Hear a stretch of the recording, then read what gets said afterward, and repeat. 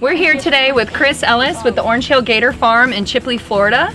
And he's going to tell us a little bit more about what he's got. Our first visit is going to be into the gator house. Chris, what do you house in the gator house? We have a number of different size alligators. When we collect the eggs out of the wild, and also when we get the hatchlings from out of the wild, we'll take and place them in the gator house because we can control the heat in there in the wintertime, also in the summer and spring and fall. And what we typically want to do is we want to have the temperature right around 90 degrees or higher, and that promotes growth, a better growth for these alligators. And we try and keep them all the same age as each. There's 5 different pens, and we try and keep them in the same size pen to where they're not biting each other and eating each other, because they will, bigger ones will eat smaller ones. But anyway, we're going to walk back in the gator house and take this back in there. Check it out. And we'll go from there. Awesome.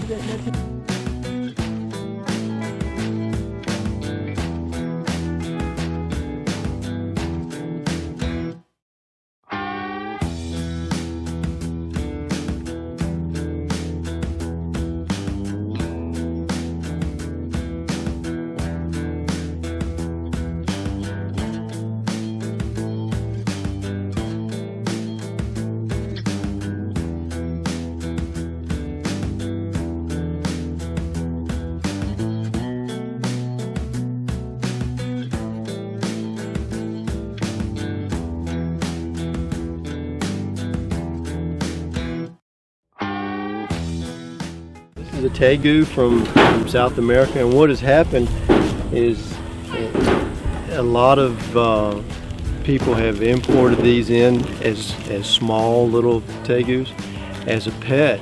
And what ends up happening is if they don't spend a lot of time with them when they're grown with them, they become aggressive like that, and they're hard to handle. So what people are doing, especially down in South Florida, they're just turning them out in the wild. And what's happened down in South Florida and Central Florida is these guys are just populating that whole area down there. And what they are capable of killing small cats and carnivorous animals that will go after whatever they have to.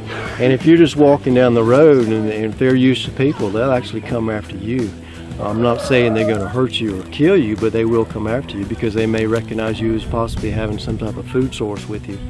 Luckily, we don't have them up in this area because they would just totally, decimate the quail eggs, the turkey eggs that we have up here, and a lot of your smaller animals that we have up in this area. They would just definitely destroy it. And they're not part of our ecosystem here in Florida. They're from South America, and that's where they need to stay. But it's a pretty aggressive animal.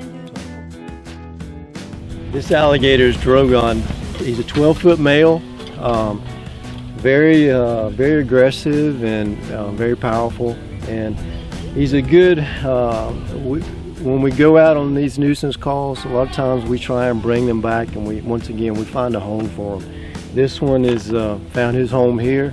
We're taking care of him because it allows people, when they come to the farm, to actually see a really big gator and see how strong they are and see how powerful they are. But I'm gonna get in here and feed him, and you should be able to see that this is his home. He protects it. And then also he realizes I'm his food source, so he realizes he can come after me, and I'll try and feed him a piece of chicken and keep him satisfied. And then I'm always prepared to back up and run if I have to. So this is Daisy and Duke's habitat.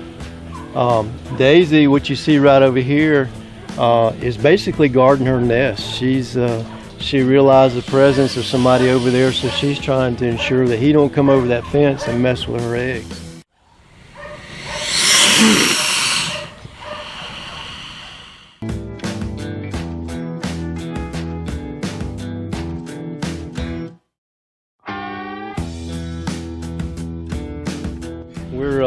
We're at the breeder pond, what I call the breeder pond. It's about a 2-acre pond that's fenced in, and a lot of my alligators that I have that I grow up through the years will eventually make it to this pond where they'll spend the rest of their years. We have breeders in here, and what we do is we come over and collect the eggs when the females lay the eggs in about the middle of June. So they're, they've just basically, some of them are some that I've raised from hatchling size that have made it through this period, to this period in their life, and then some of them are nuisance gators that we relocate here to get them out of the area where they were at, where they were being possibly going to be killed. So this is what we call the breeder pond, and it's actually a beautiful pond. It's got a lot of duckweed on it right now, just because it's that time of year. But it's their environment to where they can thrive, they can grow. We feed them.